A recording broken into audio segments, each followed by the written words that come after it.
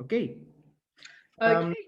Thank you, everyone, for joining us today for this very important webinar with Ms. Jane Connors, whom we are very happy and privileged to have with us today. She, as you have read from her bio, is the Victims' Rights Advocate for the United Nations. This is a relatively new post. It's a post that was established by the UN Secretary General Antonio Guterres, who, as you also know, happens to be our honorary president of the university. Ms. Connors is the first person to serve on this very important and I would say much needed post. As victims' rights advocate, her mandate is to support an integrated strategic response to victim assistance in coordination with the UN system actors with responsibility for assisting victims. She works with government institutions, civil society, and national and legal and human rights organizations to build networks of support and to help ensure that the full effect of local laws, including remedies for victims, are brought to bear. Now, I have read this from the short bio that she's presented. I'm sure she's going to explain to all of us in much fuller details what this all means.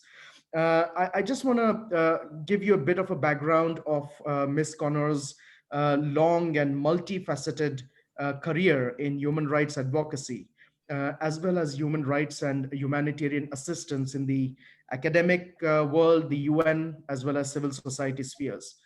Um, I believe she began her career in academia as a law professor, as she has mentioned to me, and taught at the University of London, universities of Lancaster and Nottingham in the United Kingdom, as well as in Australia, where she is from, at the University of Canberra and the Australian National University. She then joined the United Nations, and for those of you who overheard us, she has worked in a variety of capacities within the UN system. From 1996 to 2002, she was the chief of Women's Rights Section in the Division for the Advancement of Women in the Department of Economic and Social Affairs in New York. In 2003, she joined the UN Office of the High Commissioner for Human Rights, which at least the law students are, we are actually in a course right now on human rights law, and we have been discussing a lot about those issues. So she joined in 2002 this office, where she worked in the Human Rights Treaties Division and as Chief of Special Procedures Branch. Thereafter, she was Director of the Research and the Right to Development Division at the Office of the High Commissioner for Human Rights. She also has a very important civil society experience. Before joining her current position as victims' rights advocate for the UN, Jane also served as the International Advocacy Director, Law and Policy for Amnesty International in Geneva. Jane, on behalf of UPEACE and all the staff, students, I'd like to welcome you and thank you for sharing your thoughts with us. Just a housekeeping issue before we all begin. Please permit Jane to give her presentation to us uninterruptedly, and then we will have ample time for questions and answers. I will moderate the Q&A session. You will have a choice either to type in your questions into the chat box or raise your hands when we are at that point to if you want to speak up. And then I'll take questions in an alternative manner, one question from the chat box and one from those who want to speak. Okay, so without further ado, please go ahead, Jane. The floor is yours. Thank you. Thank you very much. And thank you for organizing that I speak to you. I don't know. I think everybody's on a different time zone. I'm at 8 p.m. in New York City. And of course, as it's winter, it's very dark outside. And I hope the light is not too bad. I just hope during this fairly difficult time, all of you are safe, all of you are well, and your families are also. I'll try to be as brief as possible because I'd like to hear from you, and I'd like you to ask me questions if you wish to, or make comments with regard to the work that I'm engaged in. And I will just more or less do two things this evening, or this evening for me, it might be early morning for others. I'll provide some background information on sexual exploitation and abuse by United Nations personnel, because my role as a victims' rights advocate is for those victims, specific victims, not victims as a whole, not victims of sexual harassment, not victims of conflict-related sexual violence, but sexual exploitation and or abuse by our staff. Then I'll just talk a little bit about my work, and I'll talk a little bit about the work on the ground, which is most interesting and is deployed by 4 field victims' rights advocates that I have working in complicated countries that we can talk of a bit later. You've been given some documentation. One of my colleagues who works with me on organizing these webinars, and I'm doing a sort of world tour of webinars. Some good things come out of a pandemic. You can speak to more people than you thought you would be able to do. And so there's some documentation you might want to look at some point.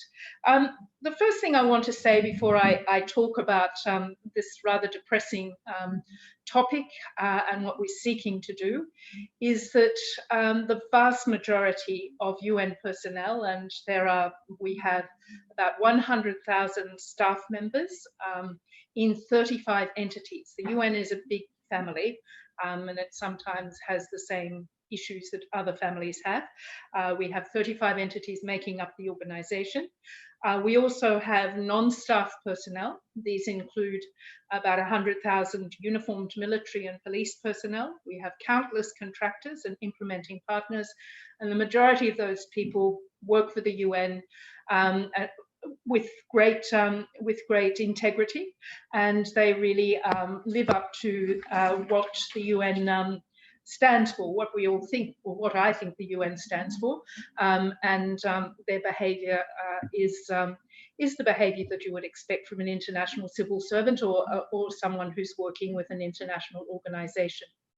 Unfortunately, however, or more than unfortunately, as you will all be aware, because I know you must all read the newspapers, listen to the radio and see what goes on TV, we have had our organisation's work have been undermined by allegations of sexual exploitation and abuse by peacekeeping, humanitarian and development personnel.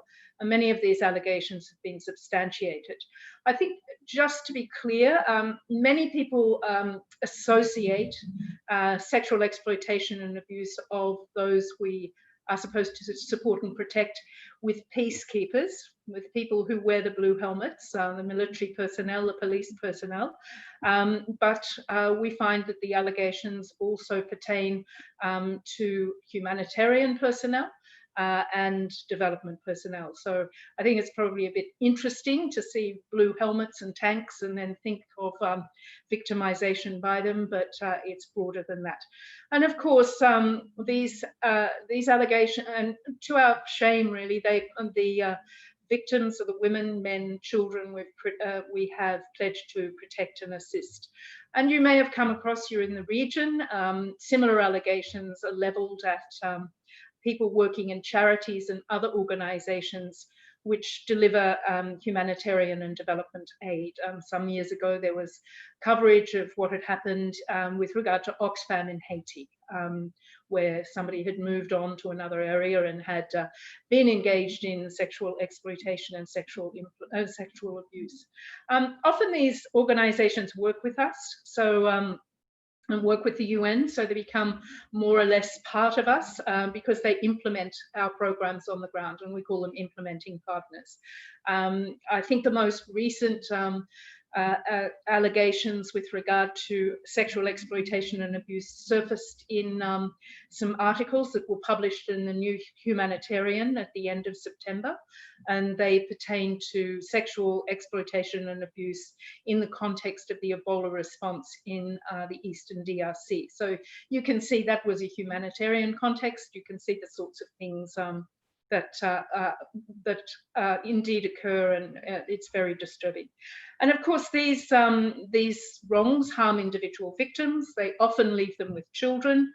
They have a very profound negative impact on the communities in both the short and longer term.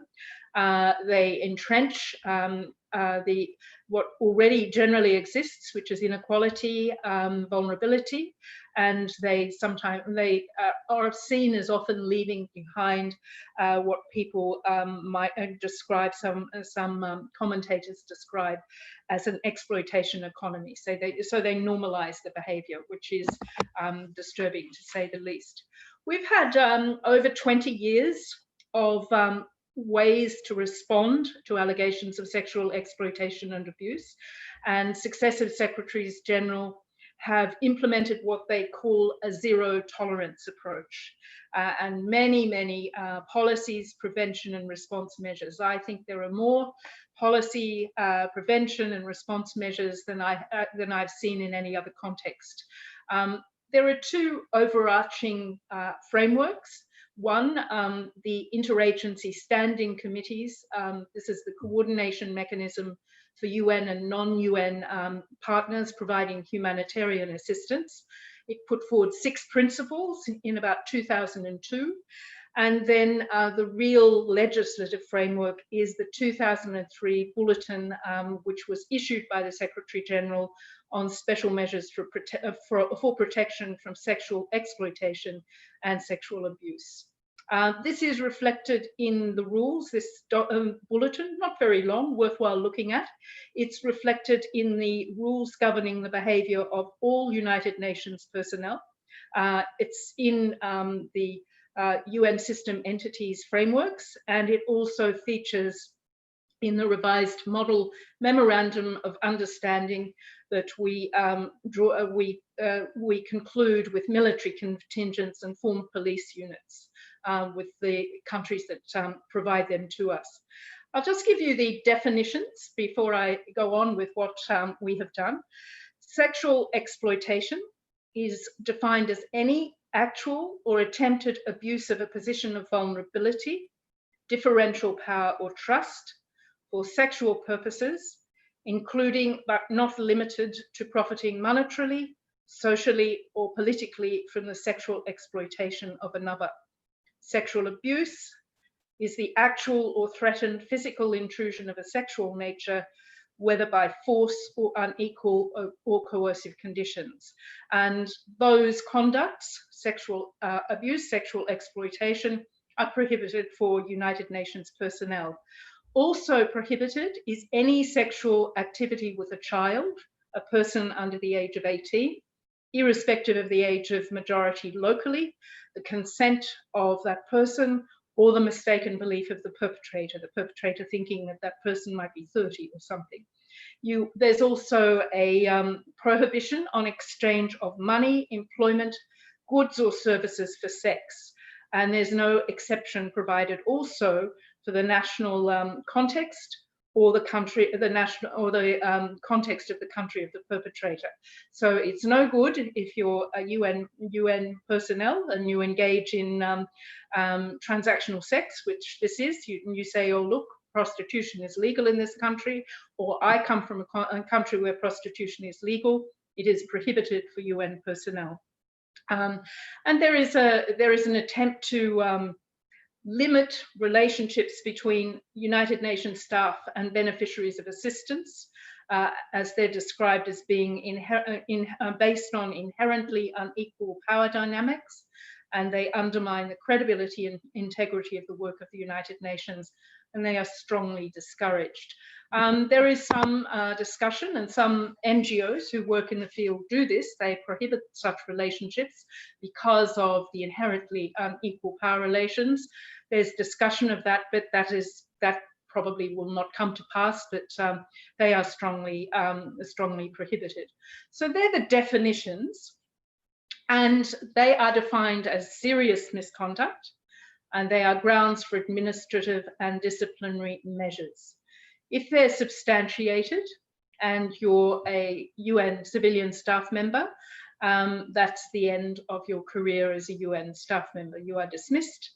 And if you are uniformed, you are repatriated as the disciplinary measures relating to uniformed personnel in the gift of the contributing country. From the end of 2018, and this is a big sanction in a way. I mean, it may see it's not like a sanction in a legal way, but your name, if you have a substantiated allegation, or you leave at for any reason during an investigation, and that is a pattern, people seek to leave to avoid the investigation, your name is included in an electronic system called ClearCheck. And the idea of that is because people apply for other jobs thinking, well, you go to another entity, some small entity, and there's 35 entities at the UN. The idea is to stop the revolving door. And we have, I think, about 29 entities are now part and parcel of this database. And they look at the applications of people who seek to apply, or who do apply, who seek employment, are looked at in the light of what's in ClearCheck. So we've got many other things I could talk about, but that's quite a big change in the last couple of years. But sadly, no matter what we've done, training, ClearCheck, seeking to get people to report, seeking to get people to come forward, we still get allegations. And you can see those allegations because they're reported in what we describe as real time on our website. And also allegations relating to staff of entities outside the Secretariat, those which look after the missions and so on, also reported, as are our partners. Any allegation relating to uniformed personnel identifies their country, as well as where the incident occurs, not their name, the country, the incident where it occurred, and civilians who work in missions identify the mission concerned. In terms of the agency's funds and programs, there's less identification at this point because they've only recently started reporting publicly. And of course, not only do we have those reports, we have the allegations which surface in the media and academic research. This is an area today I had a discussion with someone who's doing research in this area. I think next week I'll have another discussion with a person doing research in this area. For some reason, it attracts a lot of interest from researchers. Coming more or less coming to now, our current Secretary General, who has an honorary position with regard to your institution, and you should be very proud of that because he's a good Secretary General from my point of view. When he took his oath of office in 2016, before he started work, he pledged to prioritise prevention and response to sexual exploitation and abuse. So that was part of his oath of office. And in his first week on the job in 2017, he essentially set up a group to put together what he described as being a game-changing response to sexual exploitation and abuse. And that game-changing response is put forward in a report that he presented to the General Assembly in February 2017. So look at that, 2016, he says, I'm going to do this. By the end of his second month, he's got a report. And he has that report, Professor Kanade has read, obviously, because that's the description in the report of what I'm supposed to do. And that report put together a strategy which has 4 aspects. And those aspects are putting the rights and dignity of victims first, and that's me.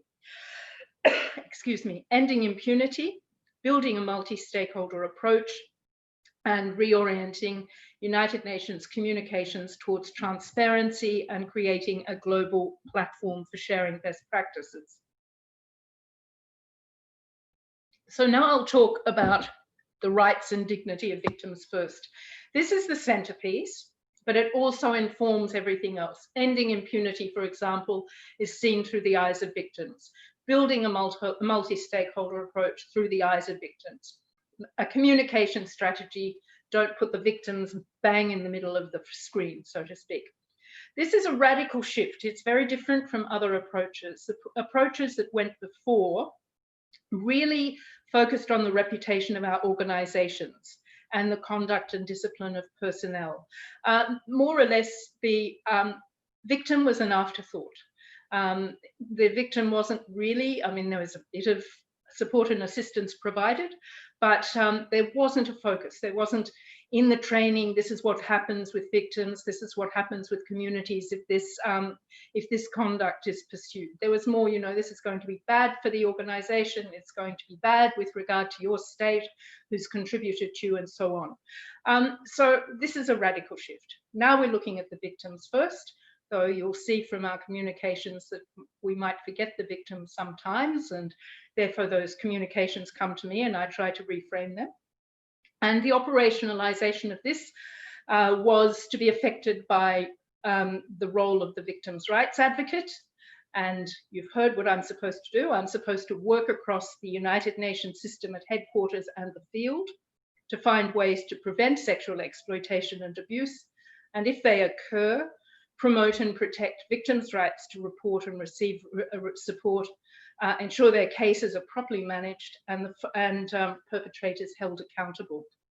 At the same time, the Secretary-General asked for the nomination of field victims' rights advocates in 4 countries, the countries from which we had received the greatest number of allegations and substantiated allegations. And those countries are Central African Republic, Democratic Republic of the Congo, Haiti, and South Sudan. And we still receive allegations, significant numbers from Central African Republic, DRC, and South Sudan, less from Haiti, but we have a significant number of children who were born of sexual exploitation and abuse whose paternity child support claims have not been resolved as yet. So there's still real need for a field victims' rights advocate there. Something to say about our role. Our roles are system-wide, so not only about peacekeeping. They also pertain to the humanitarian and development settings. They are about all personnel, international and national. And this can be a bit of a challenge because many people, as I said at the beginning, think about this in terms of peacekeeping. So they think maybe we're just about peacekeeping, but we're getting there with regard to encouraging the humanitarians and the development sectors to take us on board. We began work in September 2017. We began work with a sort of clean slate because there are a few paragraphs in this report and some incomprehensible terms of reference. We had no resources, more or less. I didn't have any when I started work. They looked at me and they said, "We're still working out how to pay you," which, of course, as you could imagine, made me feel really great as I was there in New York, wondering if I was going to have to use my savings to look after myself.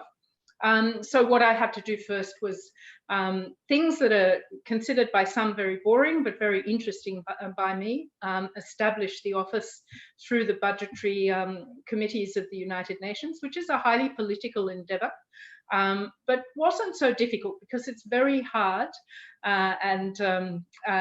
Professor Kanade was talking about some of the issues with regard to the right to development. We didn't have those issues because it's extremely difficult politically to say, well, really, I'm not very interested in victims. It's not something that's really going to work very easily.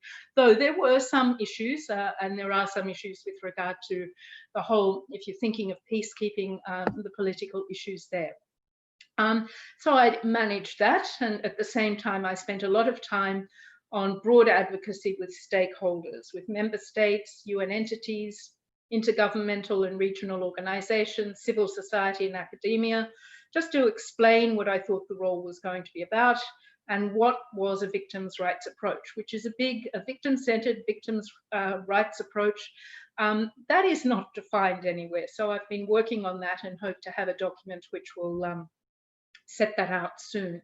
But I soon realized, I conducted my first visit 3 weeks after I started work.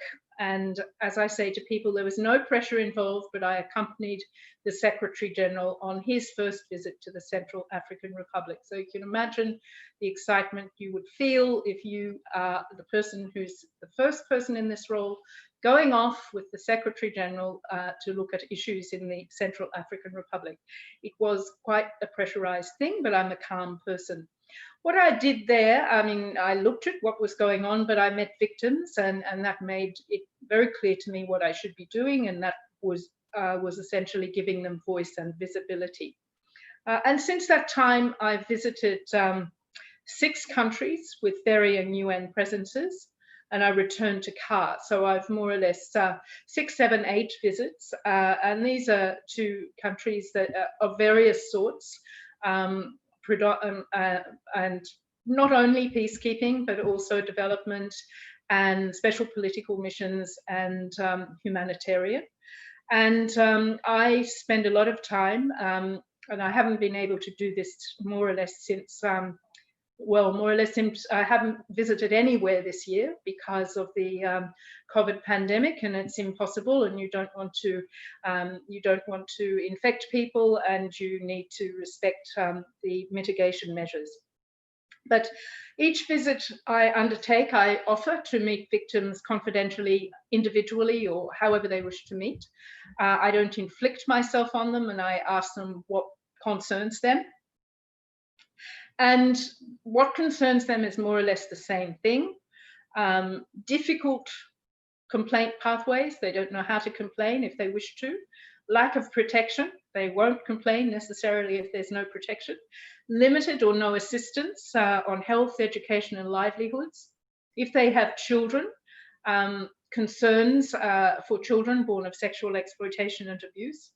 Distressing investigative procedures with repeated interviews, lack of clarity in the process, very little support for legal or other redress, especially paternity child support claims, and a common grievance, and a grievance we often hear in other contexts with sexual violence, is they receive patchy or no information on the progress of their cases.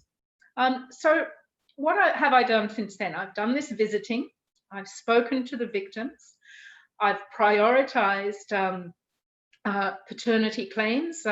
We have something in the region of, in Haiti alone, we have something in the region of 34 children whose paternity claims have not been satisfied. So I've been working with the victims' rights advocate on the ground just to try to get those resolved, and they're claims against the father. They're not what we need to do is get the state of the father to support and assist the complainant with the support and assistance of the United Nations to resolve those paternity claims. So that is one priority I've been involved in. I have looked at 13 countries to see what support and assistance is available to victims. I've been, and we're almost at the end now, developed a statement on victims' rights, very short, a little over more or less 5 pages, which more or less seeks to set out what is a right, what are your rights. And of course, that's quite difficult, and there's a bit of resistance because there's always concern that you elevate expectations, but at the same time, they're not expectations because they are rights. They mightn't be implementable easily, but they must be implemented at some point. Essentially, we're going to, after I finish that for the victims, have a companion mirror document which tells UN personnel what their obligations are and what the obligations of our implementing partners are. I've also done a lot of work with these field victims' rights advocates who are on the ground in those countries, and predominantly a lot on paternity child support claims, because everything is different. Every claim is different, and different things are needed, such as establishing bank accounts or things such like that. I've helped them support victims to give testimony in courts-martial and in other processes. I've assisted with community-based mechanisms to implement preventive measures and also response measures to receive and channel complaints. And I've worked with them to develop and implement livelihood projects which support victims rebuild their lives. One project I'm quite proud of, a very early project that I worked on, raised some money, small amount of money, was with regard to the children in Haiti who were unable to go to school because they had their parents, their mothers, not their fathers, would have had money. We didn't know where their fathers were. Their mothers didn't have money to send them to school. So I raised enough money so that they were able to pay school fees, they could pay for their school supplies, and there was some left over to sort of create livelihood support projects for their mothers. So that's the sort of level of support we need to be giving. I'll talk a bit about, I'll just in a fairly telegraphic way, talk about challenges.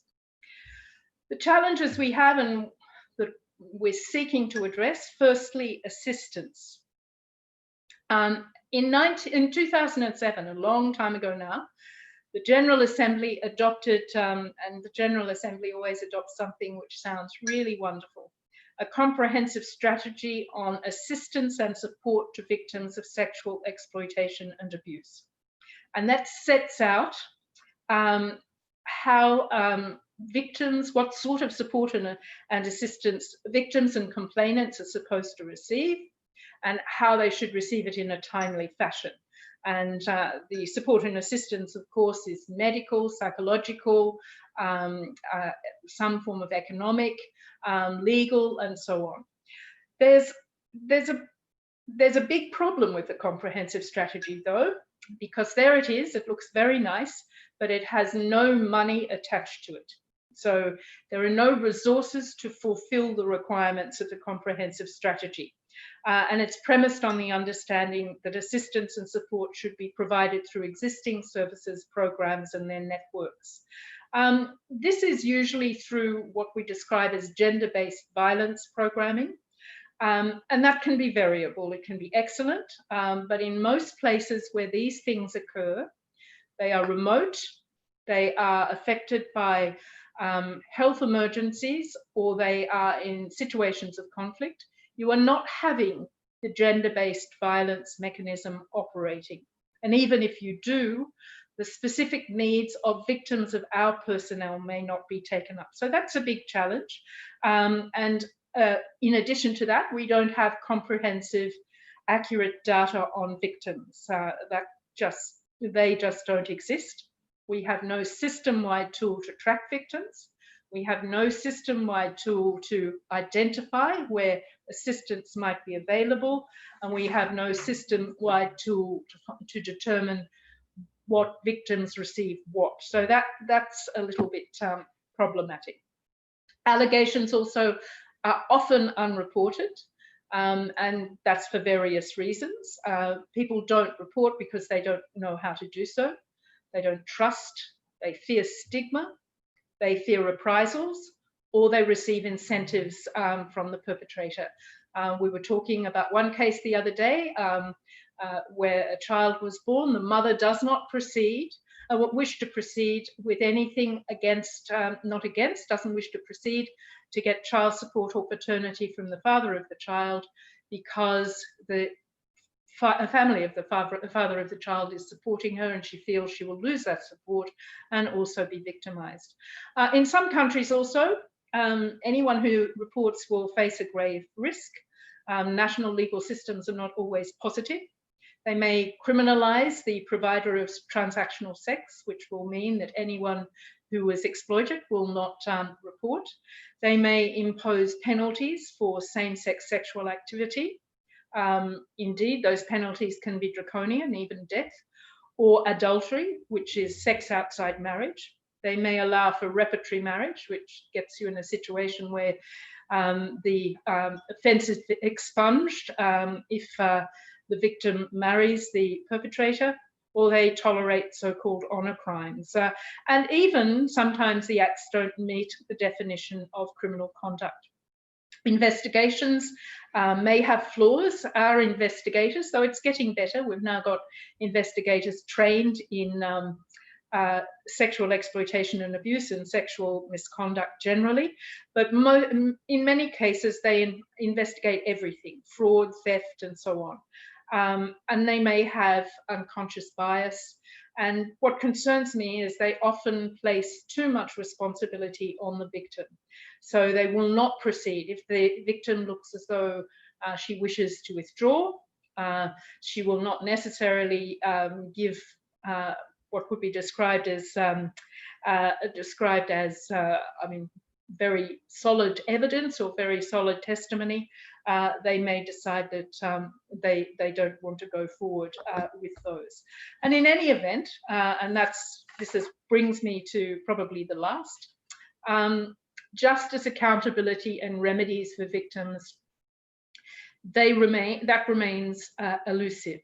And in this context, it's important to understand that the United Nations is an employer, and the approach the UN takes to the internal approach which is taken to these wrongs is administrative and disciplinary.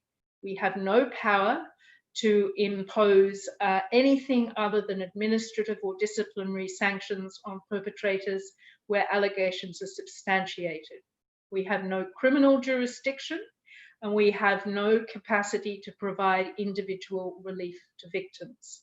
So that, if you're thinking about things such as reparations and things of that nature, that lies in the hands of the relevant member states. And this is criminal accountability. There'll be different legal regimes applicable to different categories of personnel. But in general, the jurisdiction lies outside the country where the act took place, and the support of the state of jurisdiction is critical. And this is also the case with paternity claims. They will have to be pursued in the state of the father, unless you find yourself in the lucky position that you're one of those few states where there's a cooperation agreement with regard to the state where the father comes from. But it's very important to be aware that personnel are not immune. We often hear that there's immunity with regard to these acts. It's more the issue of the cooperation of the state where the jurisdiction lies. I tend to think that this is, the challenges may be overstated, and what we need to do more is work with the existing, what we have, but these are our challenges that lie ahead. I'll stop at that point, but before I do, I will say to you, please follow us on Twitter, which is at UN_OVRA, where you will see exactly what we're doing. Please note that we offer online internships. So now you don't have to come to New York and spend all your money. Internships can be conducted online.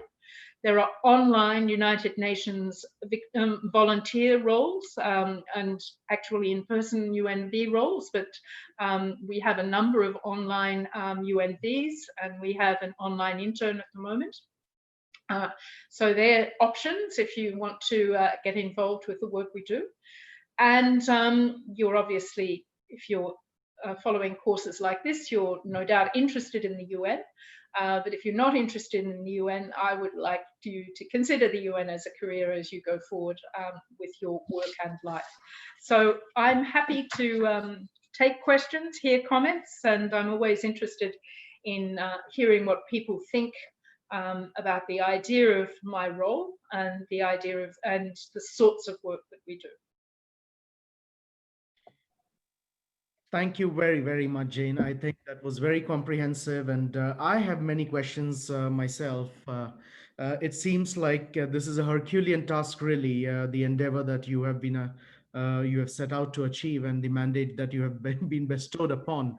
I can already see the nightmares you have with coordination, with all the different, peacekeeping missions and the gender units and the investigation, all the different uh, the units and different personnel involved.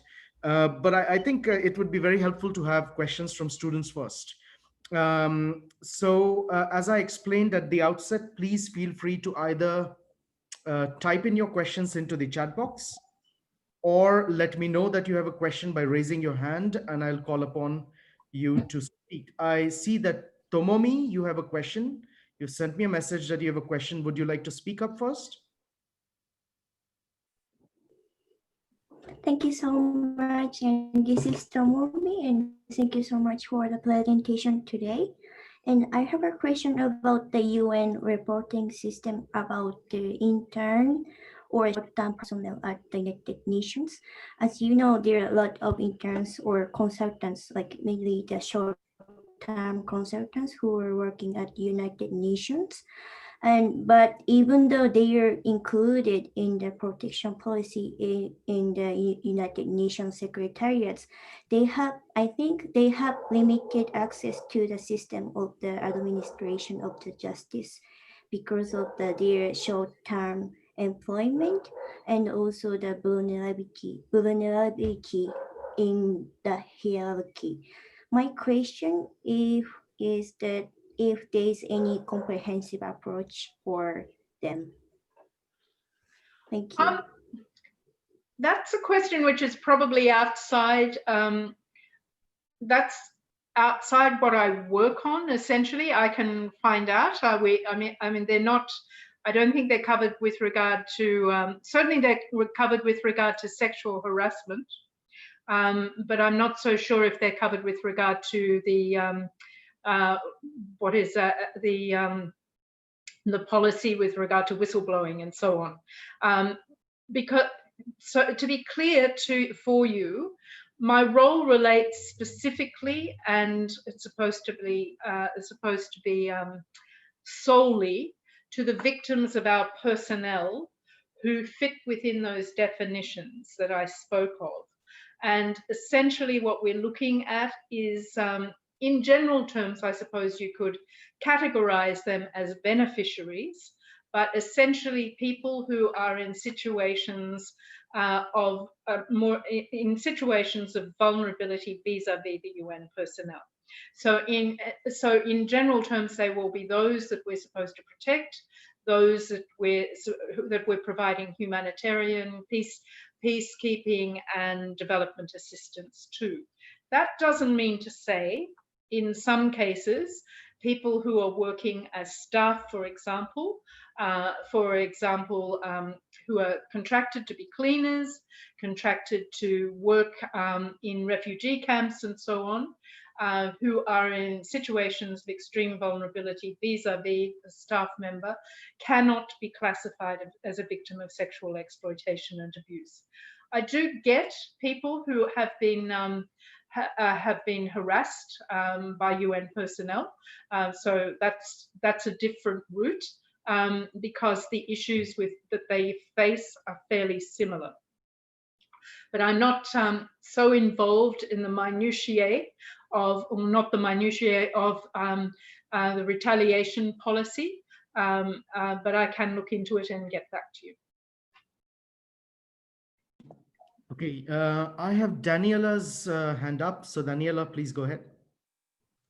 Thank you so much for the presentation. It was really interesting to hear you speak about what you've been doing. I read the article that was sent to us, and it said that starting on early 2020, there would be senior victims' rights officers. I had two questions relating to that. The first question is, did COVID allow that? Did that actually end up happening? And the other question is, how do you talk to or relate, or how do you work with the states where the victimizers are from? Do you feel like it would be important to have like a UN representative in the country where a lot of victimizers show up or are from? Or how would that work? Or is that a terrible idea? Or I don't know. That was kind of my question. Thank you. With regard to the first question, the field victims' rights advocates, we have recruited one. There are various issues with UN recruitments. We have the one who's in South Sudan. She's a full-time and dedicated senior victims' rights officer. We managed to get her in place before COVID got in there. We have three who are working as They are the precursors to the senior victims' rights officers, but they're the victims' rights advocates who have other tasks as well. The recruitment, I don't think so much the recruitment, the onboarding in one case, and the recruitment in another case was because we've got a freeze on recruitment as well, so it's a bad year really. And then in another case we've found it difficult because we offer the post and then something comes up. The latest person is expecting a child, so she's unable to take the post because her post is based in a non-family duty station. So that things happen in life, and these are complex places that people are going to go to. I think it's what you need to do with regard to states, and this is what I do a lot, and with my colleagues, is to spend a lot of time talking to their representation in New York. Because that's our route. So speaking to their representation in New York and bringing them along. And it's all a little bit like the mobilization of shame to get everybody to move in a particular way. And we've seen some good things happening with several states, and we're hoping that will be able to infect the other states. But there are other avenues, and we've been seeking to, about national human rights institutions, for example. They have an important role to play, particularly as there are over 100 of them, and they serve as a bridge between civil society and the state.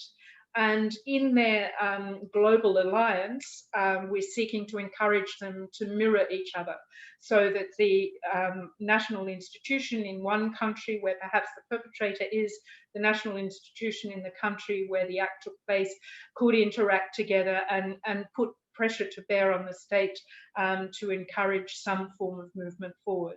We're also working to create a similar mirroring with regard to legal support, because this is very important. It's very difficult for anyone involved in, even at the national level, even in the best jurisdictions, I don't know what the best jurisdiction is, to get accountability for sexual assaults and so on. So we're seeking to get legal support for the victims involved. They don't have to be women; they can be men. But we don't have any cases where men have come forward. Or there was one case, but not in a formal way. So that's very difficult as well. So we're doing, thinking of mechanisms whereby you can unlock and create a little bit of movement.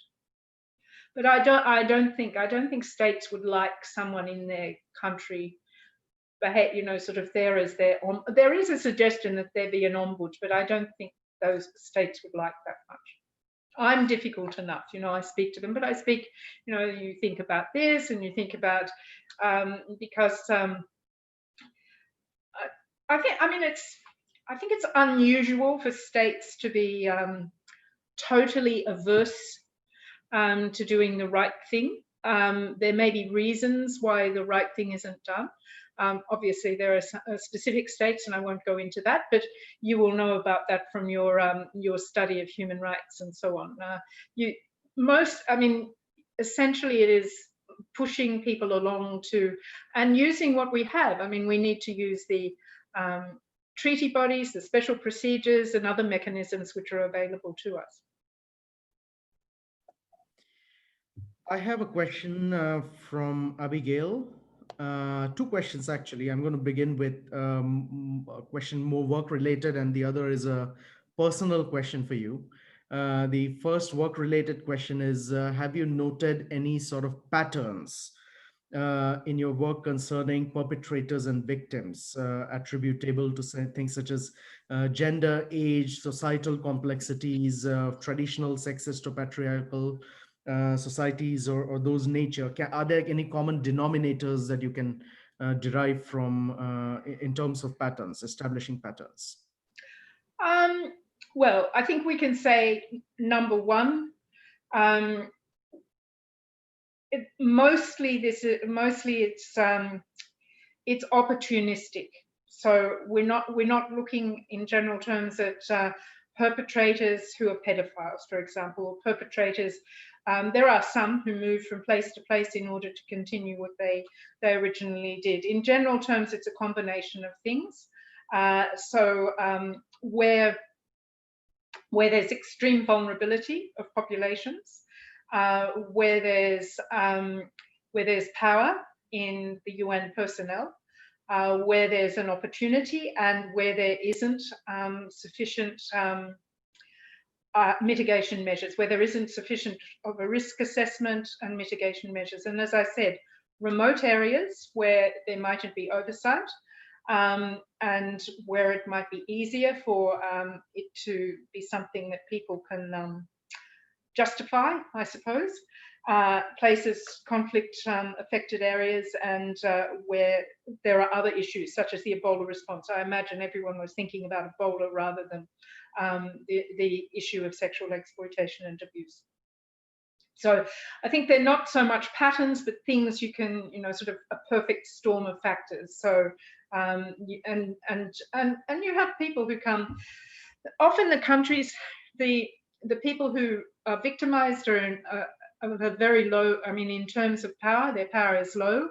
The legal system, the customary system, the cultural system may entrench discrimination, and so also that can be the situation in the country from which the person comes.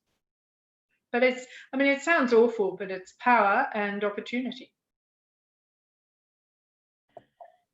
Abigail, I'm going to come to your second question, I think, a bit later. I think it would be a nice question to end the discussion with, because it's more of a personal nature. And there are lessons learned from the answers that Jane will give, even for someone like me and many of you. So let's keep that question as a closing question. I want to come to a question that Natasha has asked in the chat box. I know there's some debate in the assault abuse advocacy community about whether or not to use the term survivor or victim. Was there any discussion about this debate when deciding on how to name the issue? I wasn't there when the post was created, but I get this question a lot, and I give the same answer. If you look at all of the human rights treaties, you will see they use the word victim.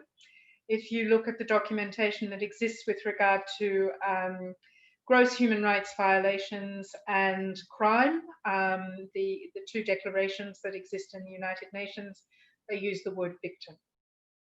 In addition, there's quite a bit of discussion. I mean, there's a lot of discussion about this, and I tend to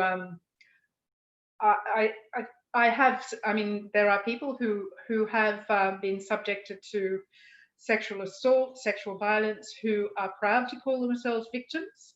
There are those who have been subject to sexual assault, sexual violence, who do not wish to call themselves victims. I've got generally in the writing, we do victim survivor if we're working with those who find it very difficult to see the word victim. But I don't think it's pejorative. I think survivor puts a little bit of stress on the victim to survive, and the people I see need a lot more to get to survivor, to bring you from victim to survivor. I also think using the word victim reminds you that there was a victimizer. I don't know whether the word survivor does. I mean, I'm not justifying it, but I think about it a lot, and there's a lot of material on this, and but I think about it, but when I work, I tend to focus on providing the assistance and support and resolving the paternity claims and so on for the people who have been affected. The other thing is there are these posts at the national level, and they all are called, I mean, in Canada, I don't know whether you might want to have a look in the Americas. Certainly there are state level victims' rights advocates. In the US, the UK has a victims commissioner, Australia has state ones and also a national one, New Zealand. and they're all called victim. And I imagine that is where they got the title from. Okay, the next question is from John. Thank you for this highly enriching presentation. I was especially moved hearing of the livelihood support you give to the mothers. However, I couldn't help but wonder if any form of psychological support exists for the kids. They are bound to be directly or indirectly stigmatized by peers and other members of their communities. Yes, psychological support does exist for them. I think in terms of the support available, it tends to be mainly psychological support. The quality might be variable, but certainly certainly children do face stigma. Those children that couldn't go to school, one of the most stigmatizing things for them is that they didn't have lunch boxes, which I mean, and they call them lunch boxes in Haiti, which means they didn't have lunch to take to school. So if they went to school, they didn't have lunch. And one of the things children do is they look at the lunch of the other child. So that was extremely stigmatizing and made them very unhappy. So we worked to make sure that that was there. But and we do have some interesting, interventions in DRC where children are provided with a small garden. And they are given an opportunity with another child to look after plants and so on in order to sort of give them something. I mean, when you think about it, you're not going to have highly trained psychologists in many of the places where we work. So people think of different ways of engaging with the children and engaging with the mothers and any other victims that there are to give them psychological support. Thank you. So let me see. Next question from Florencia. Thank you very much for the presentation. Perhaps it was already mentioned, but I would like to know if in your experience, you have observed a loss in the trust towards UN staff in those places where human rights violations are observed. It's very interesting, you know, because I suppose there's lack of trust to a certain extent, but at the same time, if you're in a war-torn situation, you do want to have protection. And there was one contingent. I mean, there is an example of one contingent, and this is an example with regard to peacekeeping, which was because there was a pattern of sexual exploitation and abuse, which was sent home. And the communities were very upset because whilst they were not enthusiastic about the sexual exploitation and abuse, they were very worried about their vulnerability to armed groups. So they, despite this that had happened, when asked, they would have preferred them to remain. So how you deal with, you're getting the support and assistance, but there's a lack of trust with regard to reporting, for example, and lack of trust with regard to what you might get. So when I spoke to the women in Haiti, for example, they said, we've seen people like you before, nothing ever happens, you just come and talk to us, go away, and nothing changes in our lives.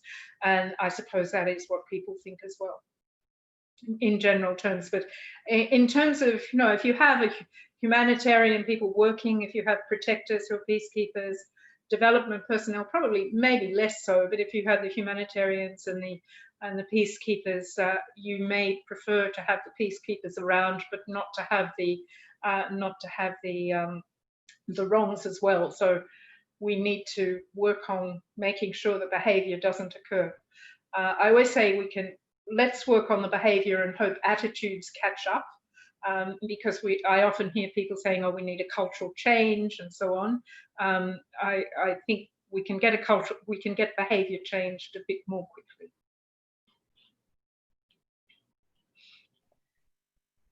I'm gonna, I think at this stage, abuse my moderator privileges and ask you a question of my own before we almost at the end of the hour, and there is that question from Abigail, which we also want to ask you. But you know, the more I think about your office, obviously it reminds me of many wonderful ideas which have limited financial resources Mhm. from the system, and such wonderful ideas then are always in search of an appropriate strategy to work out.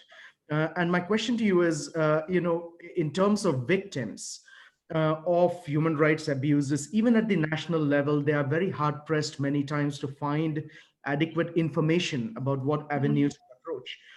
And we are talking here about information about your office for victims on the ground. And I'm wondering, you are definitely going to need strategies in the absence of financial resources or human capital in your office. What strategies do you have in mind to enhance the accessibility, the information to victims of even the presence of your office and the procedures that they need to adopt to reach your office in case of victimization? I don't necessarily need them to reach my office, but what I need them to do is to reach an office of the UN or some part of the UN which is knowledgeable about what a victim's rights approach means and is there and available to receive complaints in an appropriate way. So our strategy, and we're very small, we've only at the moment got three staff, including myself, and we've got a lot of people who help us in this volunteer way. Our strategy is to encourage, and it is the continual encouraging encourage senior leaders in the UN to understand that it is essential to have on the ground a person who is, or a group who are able to understand what a victim's rights approach is, be there, make themselves obvious so victims will come to them and victims will trust them. So essentially to multiply the field victims' rights advocates. So much of my work is advocacy writ large, not just chatting, but writing documents, exhausting myself talking to people, making it clear to them that you really have to, when you say you put the victim's rights first or put the victim at the center, that means you don't talk about the reputation of the organization all the time, and you make sure you have joined up strategies on the ground. We are making progress. We've had a couple of discussions. We had a couple of discussions last week with senior figures in the development context who are seeing that this is important. So the strategy is to show what can be done and hope that that can be replicated, not by me, but by others, and to even give someone give a staff person an extra role of being a victim's rights advocate who's there, who knows how to approach these things. Okay, so let me then come to the final question, which is, as I pointed out, more of a personal nature for you. And the question is, I can appreciate the amount of resilience it takes to be in your position. How do you put your well-being first while in such a position to avoid burnout? Um, I don't know. I'm a person I'm a very optimistic person. I take a long view. I don't get, and I have a highly developed sense of humor. I do feel, I have to say, I do, when I see the situations people are in, it is depressing. But then it's remarkable how people have resilience. I don't worry about myself that much, so I just try to make a bit of a difference. And I've worked in this for a long. I mean, I worked in I think I worked in OHCHR all of those years, and also with women's rights, and I did see a lot happening. That you wouldn't believe. And I think one of the best examples for me is I was involved in the formulation of the optional protocol to CEDAW, which allows people to complain of violations, more or less put in individual complaints, and also allows for inquiries into grave or systematic violations of the convention. And people said that would never happen. You would never have an optional protocol to CEDAW. And I said, you watch. So in 4 years, we had an optional protocol to CEDAW. So it's 20 years old now. And now we've had something in the region of 145 communications that have been decided. Many of them in enormously important areas, stereotypes, gender-based violence, and so on and so forth. 20 years, I mean, 20 years is a long time, but when you see that states, in fact, and there was a very interesting case where the views of the Committee on the Elimination of Discrimination Against Women with regard to compensation for a woman who experienced profound gender-based violence with the loss of her daughter, where the Supreme Court found those views to be binding. Things can happen. So if you just have to build a notion of amazing what can happen. And I think if you look back in your lives, you'll see that there is progress. Well, thank you very, very much for that. As I don't see any more hands raised or any questions in the chat box, but someone just said something.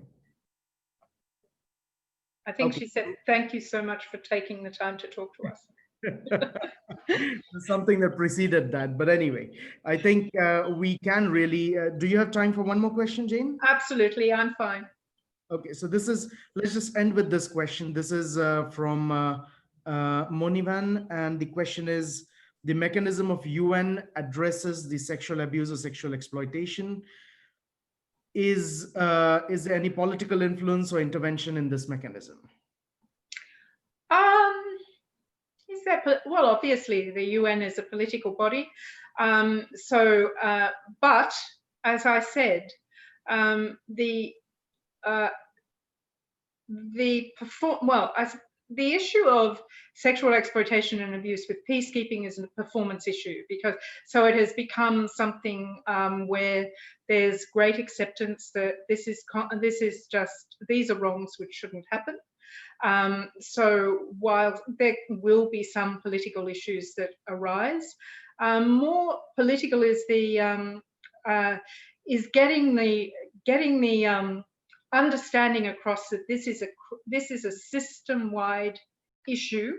It doesn't only affect one part of our work, and it is an issue which has to be approached in a system-wide way, because if we do it in a fragmented way, we will find, as we found in DRC, that you will have issues arising that shouldn't arise, would less arise. They might arise, but they would arise probably, it would be less easy for them to arise if there were a system-wide approach with everybody working together.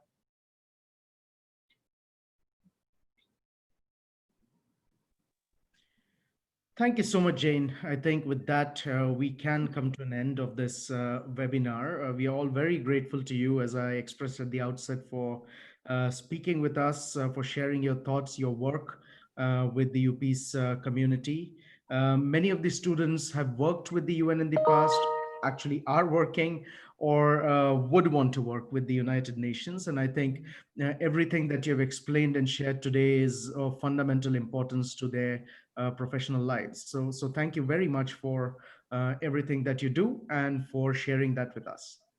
And thank you to you for spending the time, and I hope it's not too late or too early for everybody. It was a pleasure to be with you. Thank you, Jane. Thank Bye. you, everyone, for joining. Thank you. Bye. Thank you so much.